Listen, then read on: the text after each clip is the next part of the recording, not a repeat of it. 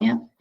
So what I'll do is I'll just waffle on for a while, keep an eye on the time, and hopefully finish a bit early so that if anyone's got any questions, we can just chat them through. Yeah, probably save questions till the end just in case it gets answered later, but also it's all very informal. So if you think of anything urgent you want to shout out or put it in the chat, that's absolutely fine as well. So let me just get that back to there. So the reason this masterclass came about is that I went to an event a couple of weeks ago on Weston-super-Mare Pier. Oh, I've also got to be letting people in. How's Emma? I went to an event on Weston-super-Mare Pier for our local council to help small businesses, well, businesses of all sides actually, they weren't all small, of the visitor economy with their digital marketing for going forward. So when I say visitor economy businesses, we're talking like cafes, tea rooms, hotels, tourist attractions. In North Somerset, we've got a lot of like Wookey Hole, Cheddar Gorge, the pier itself, and all that sort of thing. So I went to that talk with the plan that I was going to listen to what was said by people at the talk and then run a follow-up masterclass to fill in any gaps or to give any practical and pragmatic advice people could actually action themselves. And then I thought, you know, it's the same whether you're a visitor economy business or if you're any business, and if you're anywhere in the world, the things I'm talking about. So that's when I opened it up. And so that is why if you're at that event, it's still very relevant to you. And if you weren't at that event, it's still very relevant to you. So for those of you who don't know me, I'm Lisa. I've been making websites for over 20 years. And I run an award-winning web development agency. We're based just outside Bristol in the UK. Have we got anyone here from outside the UK? There were some sign-ups, so we'll see. Oh, but also time zones, isn't it? I said to people that lots of people signed up, but I did say from the offset I'd send the recording round. So I know some people signed up just to get the recording afterwards. So I'm a speaker at events. I write about all things web in various different places, and I've taught SEO for I think about 15 years. So I work from clients all over the world, from small one-person brands to household names, and you can see a few of them there that you would have heard of. Lots of charities, that's how I met Ricky. And yeah, some of our clients can get, some of the websites we look after or have built can get millions of visitors a day. So when you're working on websites that get really, really large amounts of traffic, you see a lot of different things. Every day is a school day. If anyone says they know everything about the internet, then they just don't know how much there is to know. There is so much to learn, but working on big sites with lots of traffic, every little issue, every little niggle, every little UX thing is all amplified when you're working on big sites. So that's why we see a lot of things and have a lot of things to talk about all the time. I also founded a not-for-profit to help people find the best web developer for their project rather than fall foul of a smooth-talking cowboy. And I expect everyone in whatever industry you're in, you feel that same pain. It's just very relevant in our industry that there will be cowboys who say they know what they're doing and they don't. Sometimes they're not cowboys. Sometimes they really think they know what they're doing, but things just go a bit outside their comfort zone. So from that role of setting up the not-for-profit, I was asked to represent the industry in discussions with the EU about online privacy reform. So that was very exciting. And I've spent the last few months reading and researching everything I can about how AI is affecting websites and SEO. So if you find it useful, if you find today useful, please do make sure you're following me on Instagram or your choice of social network, because I've got a little thing on most of them, and make sure you're on my newsletter, but I'll be sending around links for all of that later. So the remit of today's session is a bit crazy broad. It's what's in and what's out, traditional SEO versus GEO. So GEO is the new acronym for Generative Engine Optimization. That's rather than Search Engine Optimization. GEO is Generative Engine Optimization, which means getting mentioned by AI, getting mentioned by ChatGPT. I'm also going to touch briefly on what generative AI versus agentic AI is, because agentic AI is going to be a big thing next year. We're going to hear more and more about that term and see it put into action. I also then want to talk about how to get started with your own PR, because that is really a big part of GEO. Something that's a bit different, but still I think very important in this day and age, is why it's important to own your audience. And then I thought it'd be useful to give a brief overview of some of the tools I use and some of the tools that I mentioned during this little bit of time here. So How to optimize your business for AI. How people are finding answers is changing. And the alarmist in me says that the business of SEO is changing the most it ever has. So in 20 years of SEOing websites, this is the biggest change. Google would roll out 400 algorithm changes a year, but nothing that would shook things up like this. Oh, a little beep. This is a message to me to next time have someone else on the call letting people in. But the optimist in me says, hey, people might be looking for answers in a different way, but do you know what? What we as businesses and brands need to do to get found isn't so different to what we've always been doing. The fundamentals of how to optimize for AI is pretty much the same if you've been doing technical SEO as getting found by Google. A good thing is, though, there is actually a little bit more in your hands that you can do. There's quite a lot of non-technical stuff that is amplified with GEO that you can do yourselves. You don't need a developer for. So AIs, artificial intelligence, or LLM, which stands for large language model, are just robots, and Google's just a robot. So they share a lot of things in common.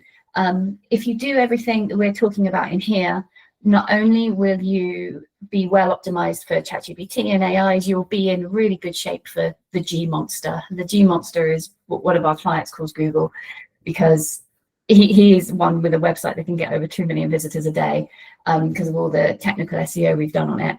And yeah, it's when you're at the whim of the G monster is what its traffic is about. Because at the G monster. So not only will you be in a good place for Google, but you'll also be giving what AIs like ChatGPT, Claude, Gemini, what they need to understand you. So what's out? What don't you need to do anymore that you used to need to do in traditional SEO? And I do want to stress that I'm going to send you all the information that I'm talking about, because I'm aware I'm talking quite quickly. You will get all of this emailed to you at a later date, and anything else that comes out of any discussion at the end, I'll write that up and we'll send that over as well. So what don't you need to do anymore that you used to need to do? The answer is nothing. So this is an easy question to start with. Nothing is out. True, I haven't found lots of talk online that AIs are particularly interested in title tags and meta descriptions, and that is obviously always a big thing for Google. But they still are important. So a title tag is when you have your tabs open on your browser and you see the title of a page in that tab on your browser, that is actually the title tag. And that has always been super important for telling Google what your page is about. And even the order of the words, the order you put your words in there, and the fact that it has to be unique has always been really important. And your meta description is a little description about the page that you hide in the page, or you don't hide it, it's in the header.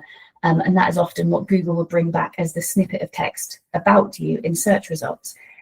Google doesn't always, I need to caveat this with, Google doesn't always use your exact title tag and meta description. Sometimes it chooses what it wants to say if it thinks it knows better, if it thinks it can find something on your page that is more apt to that particular search.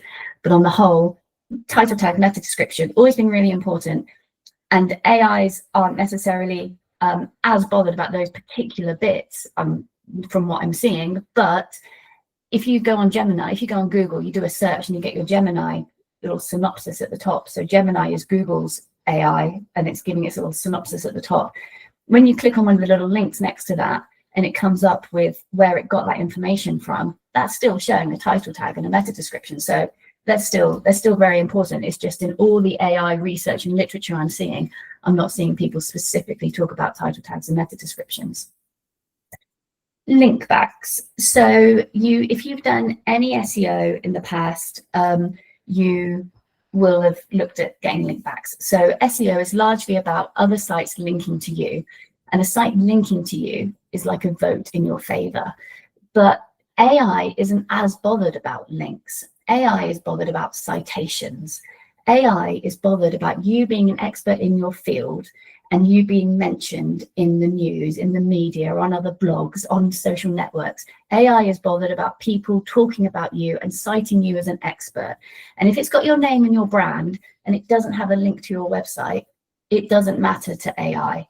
So in some ways, you still want to go about your link building in the same way as you always have, because then you'll still get links, which are good for Google, and your name and your business name mentioned, which is good for AI. So So that's the thing, is that it's just that AIs don't necessarily need the link. They are that step up from Google, that they can just see your name and brand and know that that is a recommendation of you and that that's a good thing. So ideally, you need to continue building links for SEO, but try and get mentioned everywhere you can. Offer comments as an expert in your field on industry-specific blogs or news sites. Offer to be a guest blogger. If there's any blogs in your industry that you enjoy reading, offer to be a guest blogger for them. Join in industry-specific discussions. And since OpenAI, who own ChatGPT, who make ChatGPT, since they did a deal with Reddit in 2024, ChatGPT often cites information it finds on Reddit, which kind of gets an eye roll from a bit of the internet, the rest of the internet, because Reddit is kind of, it's a forum, it's a community, it's lots of people with their own opinions having arguments at each other. And the idea that now the rest of the world uses ChatGPT and 40% of the stuff from ChatGPT is just stuff it's grabbed from Reddit.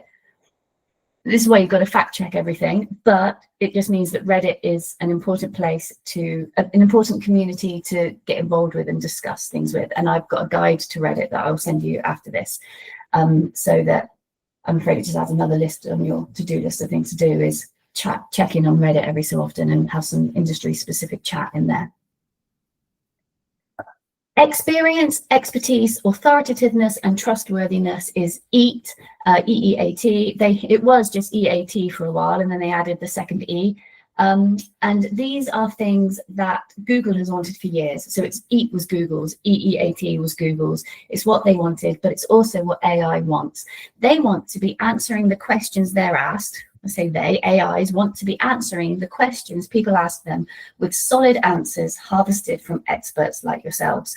So this goes hand in hand with what I said about citations and being referenced in industry-leading blogs and in Reddit.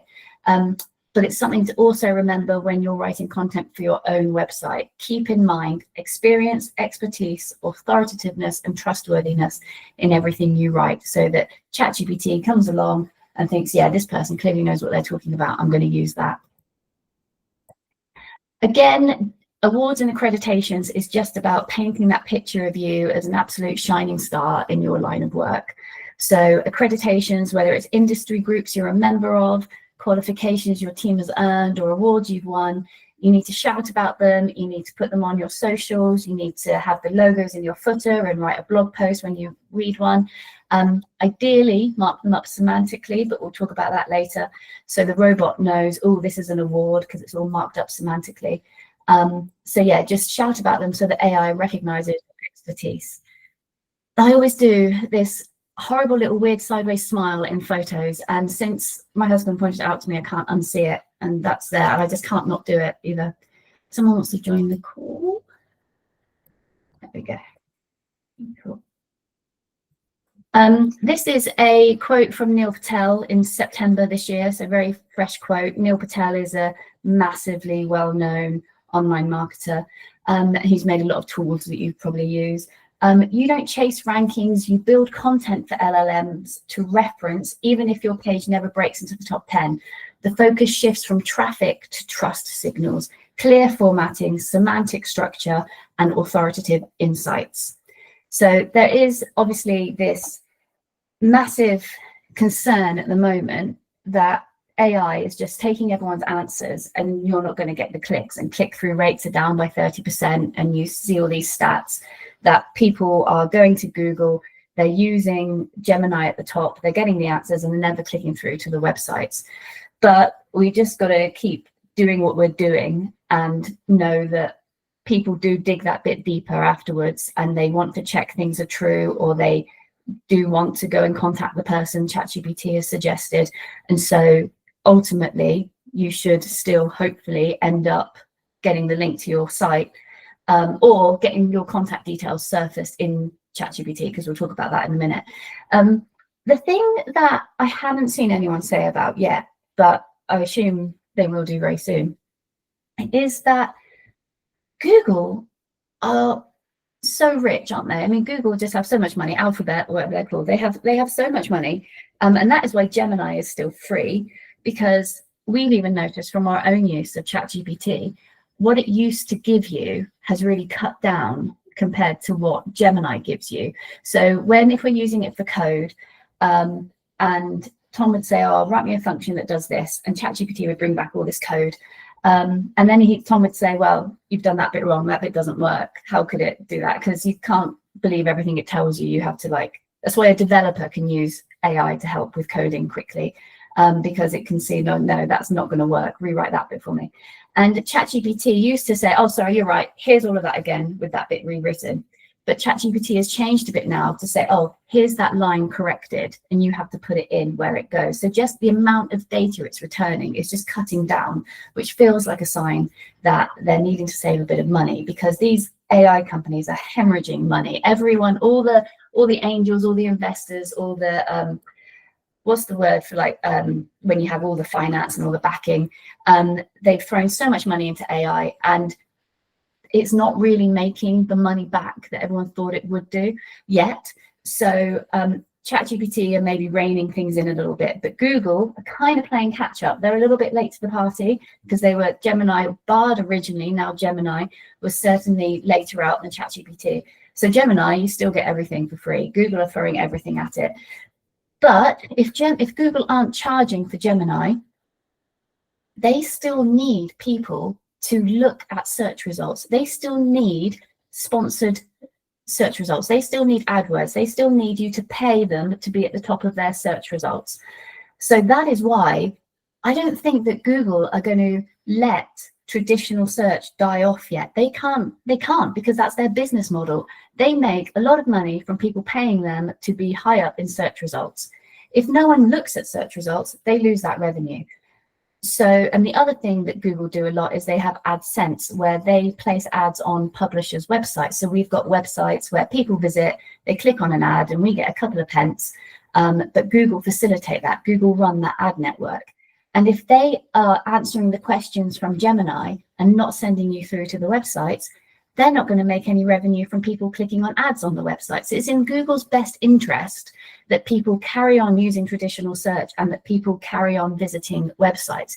The only way that can change is if they start charging you to be featured in Gemini, or if they start charging people for Gemini, but they've never charged users to use the search engine. So that might be coming. That is just completely my thoughts and assumption on it, because it's not something I've seen said anywhere else. But Google need to continue to make the bucket loads of money that they're making. And that will be either from keeping some level of search engine normalness, or from charging people to appear in Gemini.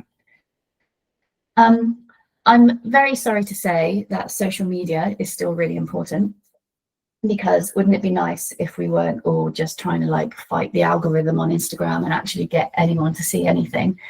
It does seem like AI looks at activity and comments on social media sites, because it's trying to find the voice of the people. It's trying to, again, be human, get human opinions, get that authority and that trustworthiness. So it's looking for the voice of the people. And apparently it's particularly interested in Pinterest, Instagram, and LinkedIn.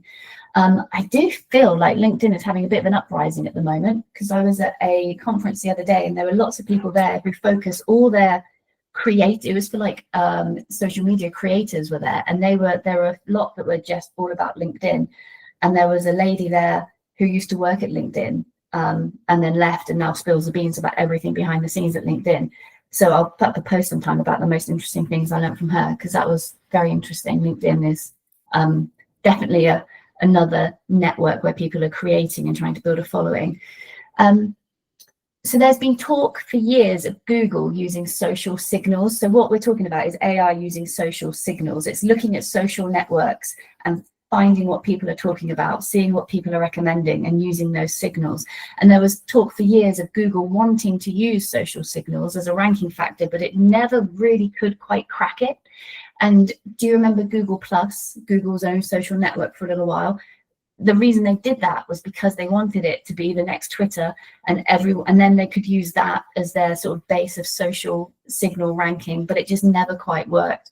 But now it seems that AI can and will see what's creating a buzz or getting good feedback. So yeah, I'm afraid you've got to keep making the reels and posting the carousels and trying to play the algorithms. But just remember to check you've got your Instagram open. If you use Instagram, make sure you've got it open to being indexed by search engines, which I'll send you this slide. But there's just a few things there that you need to do to make sure that you're actually open to AI and Google finding your posts. So we've talked about this, but this is just to really reinforce it's your voice of experience that AI wants. It's hand in hand with why ChatGPT likes Reddit. AI wants the voice of experience. So that means case studies on your website and in your blog and across your socials, reasons why you did what you did and how amazing the end results were for your clients and customers. First person human accounts from your experience. Did you do something that didn't work? Did you learn something from it? Did you do something that you've done time and time again because you have found it works in your experience? Real world experience in the first person. So on the flip of that, if you're using ChatGPT to write your blog posts, just make sure they sound human, make sure they have your tone of voice, use it as a starting point maybe, but then make sure you go through it and make it really sound like you. Something that Tom was doing a couple of weeks ago, and then I heard it mentioned by Jack on the peer talk, is get ChatGPT. This is an idea for blog post content. You can get ChatGPT to interview you. Get it to, Tom was referring to it as like Graham Norton. If he was on Graham Norton, if ChatGPT was Graham Norton, what would Graham Norton be asking him? So then you have this like long chat with ChatGPT, with it interviewing you, asking you questions, and you just give your answers. And then from your answers that you've given, it's kind of plucked out this information from you. And you go, oh yeah, actually, I could turn that one into a blog post. Or just say to ChatGPT, right now, turn my answers, my history, my personal story that I told you, professionally or not professionally, if that works for your audience, into some blog posts, but then go through them and make sure they don't sound too wordy. I hope we've got some people here who watch Friends. I used to watch Friends. This one's just come to me, this analogy, but if ever we read something back that someone's written, because my husband and my son both like writing a lot, and we use ChatGPT for blog posts for work. If ever something sounds a bit wordy, we say that it's a bit Joey Thesaurus. Because do you remember that bit when Joey Tribbiani used a thesaurus to write an adoption letter to vouch for Monica and Chandler, I think, and it was signed like Joey Baby Kangaroo Tribbiani or something like that. So yeah, don't let it be too Joey Thesaurus. Research and results. So 99.99% of people love stats, probably. But my point is that AI does. It loves tables of data, it loves graphs, it loves percentages. If you can do your own research and publish some juicy stats for AI to pass over to its users, then you'll stand out from the crowd. Because AI wants to give the right answer. I was going to say it wants to look like it's giving the right answer, but I hope it's actually a bit genuine and it genuinely wants to give the right answer. So that can, if it feels that is backed up with some research and statistics, graphs, tables of data, then all the better for it. Percentages help. This much percentage of people do this, and people want that as well, because I did a reel that went a little bit viral on TikTok. So it's not a reel, a video that went a little bit viral on TikTok about ChatGPT getting 40% of its answers. No, that wasn't the Reddit one. It was about 60% of the time or something that ChatGPT is wrong. 60% of the time ChatGPT is wrong, but it always, except for 0.7% or something, gives the impression that it's right. So it's not just the fact that it's wrong, it does it with the absolute authority that it's right. And everyone on TikTok was like, well, where's this study? Where did you get the study? And I'm like, I forgot to cite the source. So yeah, people as well, they want that source cited. And if you're the source, then great, because then other people might write about it and cite you as the source. And then you are getting cited, you are getting referenced more. It's more for AI to feed off. It also likes versus posts. So if you're reviewing this versus this, it feels like that's going to be a good in-depth kind of comparison piece for it to look at. And we are starting a research group, so I will look out for details about that. But I would like us all as many people who want to join the research group, to be in a position where we can pull together our findings about our businesses and our online presence, all anonymous, nothing like published would be like not anonymous. But it would just give us, or anyone that was in the research group, it would give us more fodder to talk about and to be quoted about talking about. So that's just something that I will follow up with you about another day. Structured data. So structured data isn't new. It's been around for, I was going to check when schema.org was made, but I didn't. But it is over 15 years ago, because, yeah. And it's something because I was trying to think where we were living when we were working with it. Tom, my husband, has always been very, very interested in schema.org and how, so what structured data is, it's marking up your code, the code of your website, the content of your website, putting it in certain pieces of code that tell a robot, this is the price. This is a recipe. This is our review. This is our phone number. This is the best action to do for us, whether it's buy, contact, arrange an appointment. It's really spoon feeding in a certain set of rules. So schema.org has a certain set of these, a certain criteria of things you can mark things as. This is the service we work in. This is our address. You wrap your content in code that sends these structured signals, and it really helps robots know what is what. Yeah, and Tom, so it was back 2010, he made a tool that made its own structured data and stuff, and it was really popular, and he got accepted to do a PhD. He got accepted to do a PhD on a course that was being sort of taught by Tim Berners-Lee. So if you are an internet geek, you'll know that Tim Berners-Lee was kind of like the man behind the World Wide Web. So that was very exciting, but things were also just taken off for our business. And it was going to be teamed with MIT, so it would have been at Southampton. So anyway, it's all very exciting, but we decided at the time we couldn't take on, you know, babies on the horizon and stuff. We couldn't take on full-time education, so didn't. But it's just, that's how far back our interest in structured data goes. And so we've always been very interested in it. Structured data has always been important for SEO. So I'm just reading my notes here. It means writing your website code in such a way that robots can know exactly what each section is. Behind the scenes, you're effectively saying, hey, robot, this paragraph is about our company. Hey, robot, this bit is about me, the expert. So there's different markup structured data code for the person and about people. Google tried it for a while. They had authors that they were Google for years have been trying to get to people, trying to link this person writes on this blog and this blog and this blog, and they're all this same person. And now with structured data, AI is managing to pull all that together, because Google have always recognized the value in industry experts. It just hasn't ever quite cracked it or quite got everyone to partake in it in the way it wanted. But now AI is kind of forcing people to.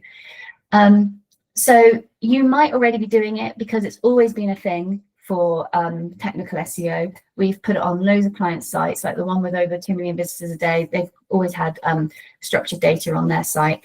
And we put FAQs on quite a while ago, all structured as FAQs. So a robot comes along and says, oh, these are the FAQs. I'll read these FAQs and know that if someone asks that particular question, this is where I hit on the page for that. So Will Melton in August this year it was the end of a big study into AI and the sort of framework in how they should put things together, what they should do that was best for AI. And one step in the framework emphasizes using schema markup and structured data on content, a tactic we might have considered optional before, but in our experiment, it proved critical for signaling AI algorithms.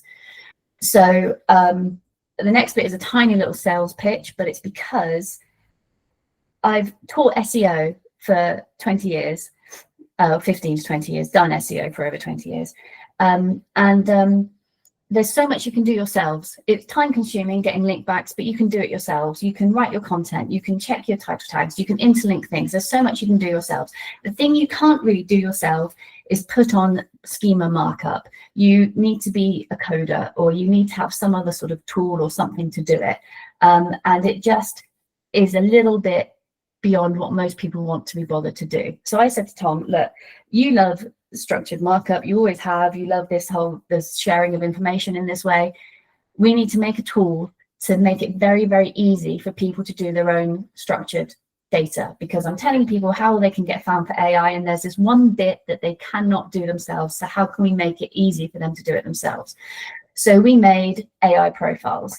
So it's, you go to the website, you start your account and you just fill in information about you. It's just like a form. It's a few steps, but you can skip all the steps you want to skip, but you can say your company name, what you do, you can fill in information about you if you want to, you can come back at any time and update it.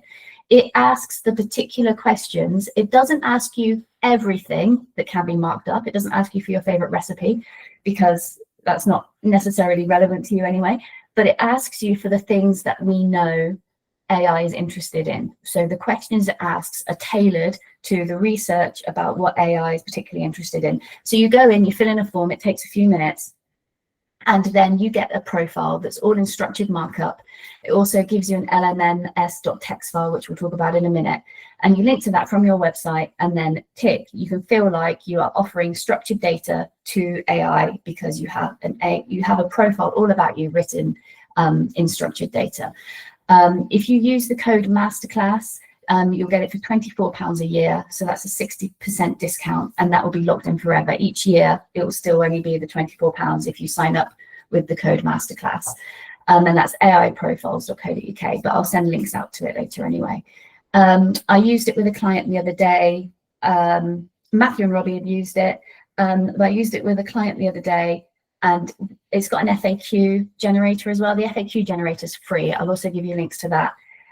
And basically, we put her website URL in, and it went off, and it made a list of FAQs about the company that were amazing, and a list of answers that were amazing. And she was just blown away about how much time it would have taken her to even think of those questions. And the answers were spot on, and they were worded, because this was a B2B change consultancy company. They were just written in exactly the right tone of voice. And there was one brilliant politician's answer when it asked, like, how much do you charge? And it gave the most brilliant answer that made us both laugh, but it was just, it's so tailored to you. So it didn't answer the question, that one, but it did it very, very well. So yeah, excellent FAQ generator on there that's free. So yeah, so that's about that, but I'll send you details to it. So LLMS.txt file.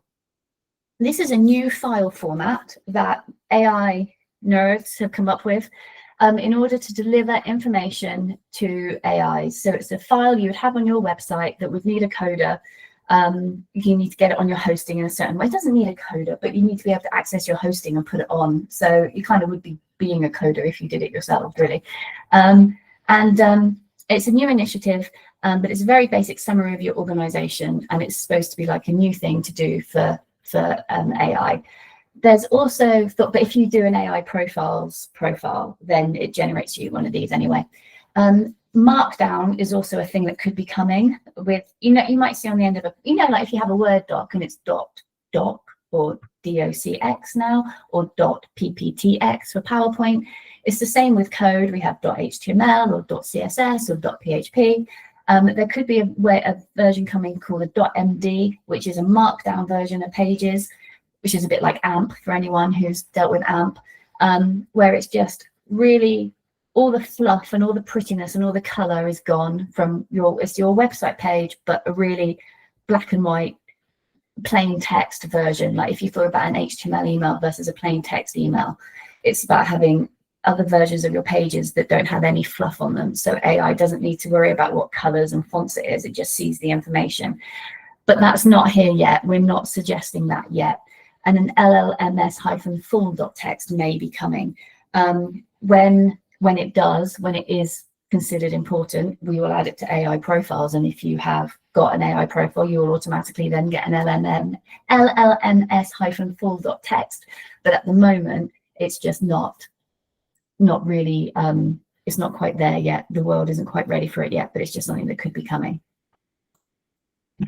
So site speed, this is the only other one that could be a little bit technical on the list. I say slightly technical because there are some easy things you can do yourself and some bigger things you need a developer for. AI is expensive to run, so it needs answers fast, especially when so much of AI has been given away for free. So if your site is the main source of your company information and your site is slow, then AI bots aren't going to hang around or want to come back often. And this is the same for SEO, because it was in 2020, so 5 years ago. Speed has always been important for Google. We've always known that it was important. But in 2020, they introduced their Web Core Vitals, which really gave an analysis on how your site was performing so that you could really analyze it and meet their benchmarks and always be improving your site. So speed is important. One of the biggest things you can do to help site speed is, so this is the one thing that you can really do yourselves, is to make sure your images aren't bigger than they need to be. So have you uploaded a 3,000 pixel wide image that's being displayed in a 150 pixel spot? So the site is hosting this massive image, so you're paying for that hosting that you don't even need to. Is it unnecessary? So you might be able to tell if it's grainy. You know, when you see a picture load and it comes in like line by line, line, that is because the image is massive and it's being squished into a little spot. So if you get rid of those sorts of things, that can really help. And we've had a client, we don't do their website, we've just been consulting on it, and we keep telling their developers they need to work on this cumulative layout shift issue they've got, which is when things jump around on the page, and Google doesn't like things jumping around. So it's not speed, but it's still part of performance. And the issue with that is because they've got a slideshow at the top of their page, and some of the pictures are bigger than others in the slideshow. So when you're reading down here, but it suddenly jumps because the picture in the slideshow has changed up above it. So that's all Web Core Vitals. I'll send you some links to some SEO stuff about that. But yeah, site speed is important. And like I put my notes here, just make sure you're on my newsletter. If you signed up through a landing page for this today, then you will be on the newsletter. You'll get that information. Site monitoring, make sure you've got uptime monitoring, so you make sure your site is up. Always be important for Google, but also for AI, to make sure you're reliable. Performance, which is speed, we just talked about. Security, including make sure your SSL certificate is still valid. SEO, make sure robots can access stuff. We'll talk about that in a sec. And accessibility, there's a growing idea that AI likes sites that score well with accessibility. But SEO has always been hand in hand with accessibility. So when someone said that to me, that they've been doing some research into this, I was like, I'm not surprised. Yes, it's a given, really. If something is coded well for screen readers or people with access issues, it's coded well for robots. And if it's coded well for robots, Google's always liked it, so we've always done it, but it's also coded now well for AI. We have got a site monitoring tool that we've built, and our clients use it in-house. And I'm trying to talk Tom into letting me let the world use it as well. So I will keep you posted on whether I can persuade him to do that. Tell me if you would like to use it. Tell me if you would like a free tool that updated you each month on those things. Because if he knows people want it, then it won't take much persuasion to get him to do it. Check robots can index you. So check your robots.txt file, which is usually if you go to yourwebsite.com/robots.txt, have a look there, and make sure you don't see anything like disallow ChatGPT. Basically, it's literally the word disallow, because in the 2 years ago, 1 year ago, 6 months ago, people didn't want AI stealing all their content. And so some people put rules in place to stop that happening. And now it's kind of going the other way. And everyone's like, actually, we would like, yes, please come in and talk about us, to everyone that's using ChatGPT. So chunk your content. This is about how to put together content on your page. So this is absolutely in your hands. This is when you're writing a page of content, when you're writing a blog post. This is how you put together your article. I'll go through this really quickly because I've waffled on, but I will send you all the full notes on it. I don't like the word chunking, chunk your content.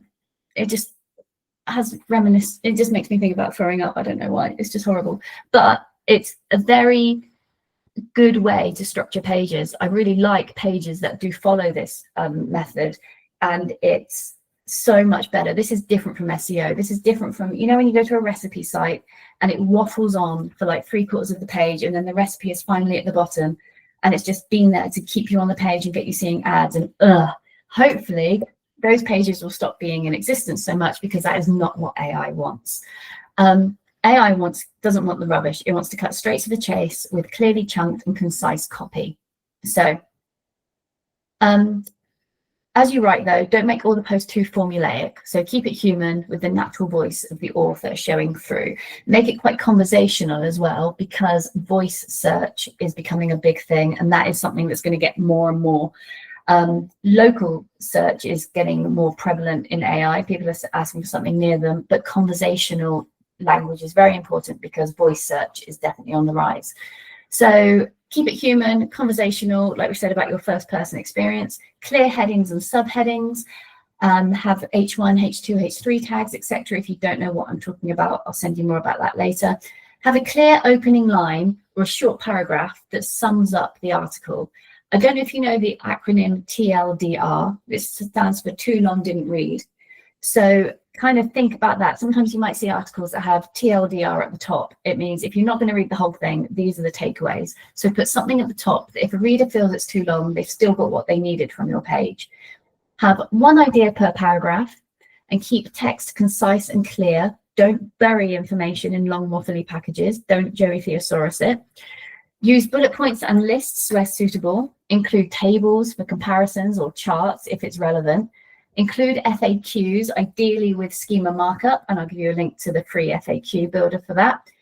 Give summaries during the text and with clues in the words that you use. So if you use phrases like to summarize or a common mistake is, then that's giving summaries.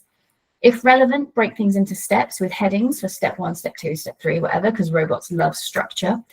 And keep your tone conversational, that's what we've talked about. And if you're answering a question, give the very best answer you can. Just really bother to give the very best answer you can, because that is what AI wants. This was Dan Petrovic in July 25. When optimizing content for AI and humans, you must get to the point early and optimize content to reduce cognitive load. So if anyone went to the ManyChat Summit last week, week before, the stats on how long our attention spans is just like, it's just soul destroying. But everyone, it was going to be 8 seconds and now it's like 2 seconds or something. So yeah, get to the point early and optimize content to reduce cognitive load. So I was researching overnight oats the other day, whether to bother soaking them the night before, because there's a lot of science to it and you don't necessarily need to, but maybe 10 minutes before does help soften them a bit, blah, blah, blah. But anyway, I stumbled across this article on Healthline, and this was just me doing my own research of an evening about oats. And I was like, oh, haven't they optimized this for AI very, very nicely? So you've got a summary at the top. Eating dry or raw oats can provide your body with many nutrients, but that is clearly like it's clearly a summary. It's a little snippet that you could just imagine ChatGPT copying and pasting that and listing it. It's got clear headings. What are raw oats? Highly nutritious. It's got bullet points, 1, 2, 3, 4. It's got summary boxes after each section. So you're reading down, and then every so often you have this little orange heading that says summary. Rolled oats are rolled oats. Raw oats are rolled oats that have been heated, and blah. So it's little summary boxes. So Healthline have nailed it, in my opinion. They are chunking their content and they are doing all the good things that we've just talked about. And Healthline do very well in Google. Keep your content fresh. It's always been important for SEO. Fresh content is also super important for AI. Blog as often as you can. Post your blogs or articles on your socials or links to them. Don't repeat the same content, so that you're spreading the word and giving AI more ways to find you. Also, make sure that you interlink all this fresh content. So people are realizing that there's like marketing strategy buzzwords and stuff about networks and maps, but it's kind of obvious really that people don't go in a funnel, it's more like they might see something on Instagram and then they'll see something else on Instagram, then they'll see something on Facebook, and then they might go on your website, and then they'll come off and they'll go somewhere else and they get your newsletter.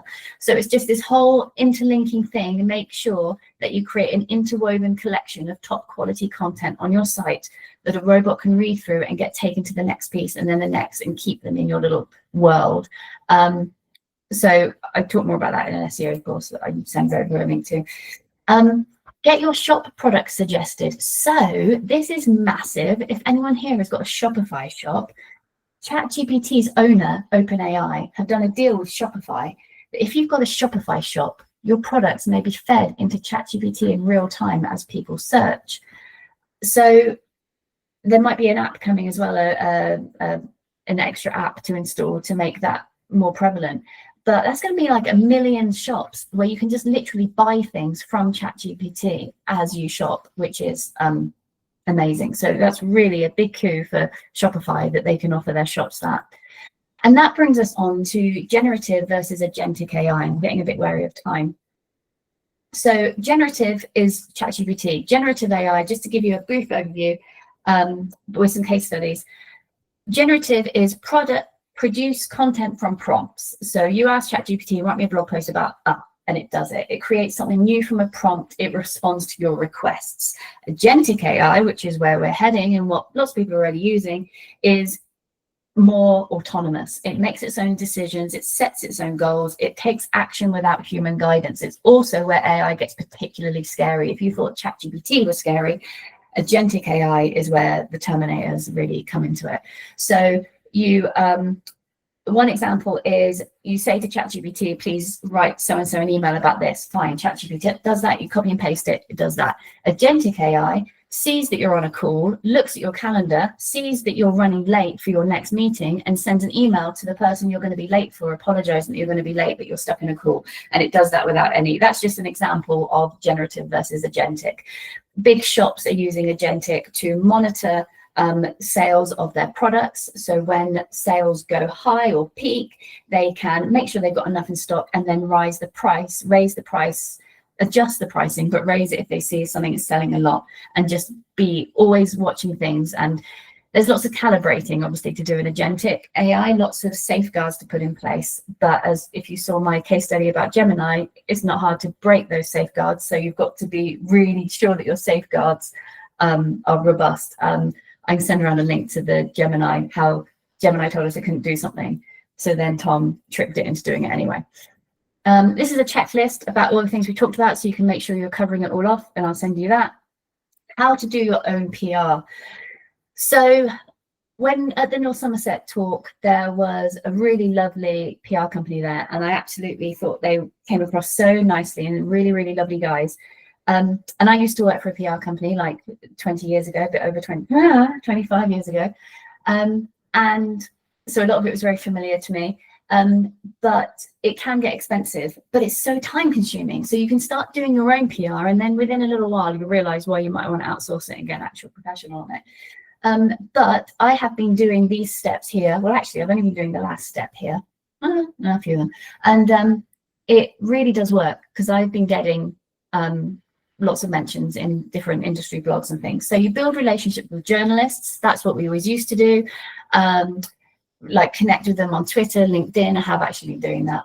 And then you are just sort of on their radar. You build a good relationship with them. You position yourself as an expert. That's what we're going to be doing anyway throughout all of this. You create high value shareable content. So that's like a research. If you've done a research into something and you've got some stats to quote, they're going to like that. But the big one is use media platform that connects brands with journalists. So I'm going to give you a list of websites where you can create an account. Some are paid, some are free. Some are free with a paid higher tier. I've done a lot of the free ones. I've done a couple of where I'll just pay a few pounds credit because there's someone I particularly want to pitch to, but nothing is like very expensive. And they are websites where journalists say, hey, I'm writing about this. I need to know by Friday if an expert's got a quote about such and such. So those are it can take over your life, because there's lots of them. There's lots of opportunities out there. You say what categories you're interested in, and you get all these emails about them. So I would highly recommend that. Really quickly about owning your own audience and why that's important. Everyone is building audiences on Instagram, TikTok, everything like that. And then you hear about someone gets locked out of their Instagram account, or it gets hacked, or they get marked as a fraud or something. Something goes wrong and they get reported for something naughty when they didn't actually do anything. And Instagram just shuts them down, and they put all that work in, and they've lost that audience. And it's just all your eggs in one basket. It just scares me. For these influencers that have got 300,000 followers and haven't got a mailing list, it just scares me. So owning your own audience, I don't like the idea of, you don't own people, obviously, but it's just avoiding the reliance on just social media and algorithms, okay? Because if you've got people on a mailing list, what it's basically saying is start a mailing list. If you've got a mailing list, you can email those people, and provided it's not going to spam, you're going to reach those people. In an algorithm, you put something out and you don't know how many people are going to see it. Instagram at the moment is really messing with people, and the big creators are seeing hardly any reach on stuff. So Substack came along a few years ago, and Substack said, do you know, you get people to subscribe to your blog on Substack and you will own that audience. You will be able to download that audience and take it with you to MailChimp if you want to go somewhere else and do some other email marketing. And that was great. Substack isn't as great now because they're pushing their app. And if someone follows you through the app, you don't get their email address. So Substack, unfortunately, have gotten a little bit like excited at their growth and aren't quite as good for creators as they used to be. But it's a really lovely process. It's really easy to get people to sign up. It's really, I can see that it really does build a good following, but don't think that you get everyone's email address like you used to, because you don't anymore. Medium is quite like Substack. Kit is a thing for mailing lists. It's what you, if you signed up for this, you did that through Kit. And Gumroad is brilliant because it doesn't charge anything unless you make a sale. But if you're selling digital products, but the sales are quite, they take like 10%, which is quite a big chunk if you're selling something for like £7. So all these different ones, and Activities is the last one. Activities is one of our sites, and it's a blog for visitor economy websites. So this is the bit that isn't relevant to everyone here. Activities is a things to do website, and it's got your own blog on it where you can publish things to your own profile, and you get all the emails of people that choose to follow you. So it puts you out there on the web in a bigger website, gets more traffic than perhaps your own individual website does. So more people can surface your content, find you, follow you, read about your visitor attraction or your cafe or your hotel or whatever it may be in your area. So I've been playing with Substack, Medium, Kit, Gumroad, Activities, and loads of others. I'm putting together a comparison chart for you so you can help decide if one of those suits you, if you're going to go that way, or if not, just think about MailChimp, Campaign. Oh, there's a Campaign one, isn't there? There's so many different mailing list systems everywhere. Useful tools and platforms. I'll send these over with a bit more of a description about each one. But also Ask, I just want to flag. Also Ask is brilliant for writing content because you type in your thing and it tells you what other people have searched for in Google that is similar to that. So it gives you inspiration for other posts you can write. So also ask.com, and you say, I want to write about understanding AI. And it says, well, people also ask Google, how do I come up for ChatGPT? How do I this? How do I that? And you get those things and you make them in FAQ blocks on your FAQ block on your blog, and you're answering real questions that people are really asking. Affinity is another one to flag because it's a competitor to Photoshop that Canva, who own it, announced last week is going to be completely free forever. So that is quite a devastating blow for Adobe, that Affinity is free. Canva, I love, it's my new favorite thing. Loom is great if you're trying to show a developer an issue that's happening. You can screen record what's happening on your screen and then show them any issues you've got. Unsplash and Pexels are free stock photography websites, but I'll send these all over with a little write-up about why I love each one, and I'll keep adding to that list. It will be a link where you can visit, and I'll keep adding to it all the time. Sorry, because, well, we didn't really start until like 10 past. But anyway, if anyone has got any questions and can still hang around, then feel free to put anything in the chat if you can see it, or just turn your camera on and shout out. Oh, Bethany.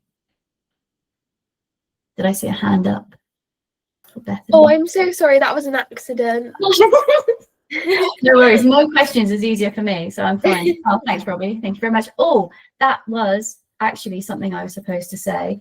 Was if you found this useful and you were able to just click on this link.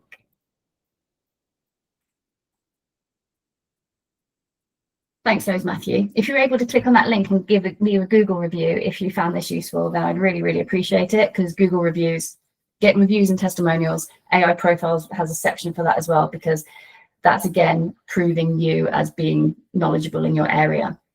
Great, thanks Toby. Nice to speak to you for the first time in a long time.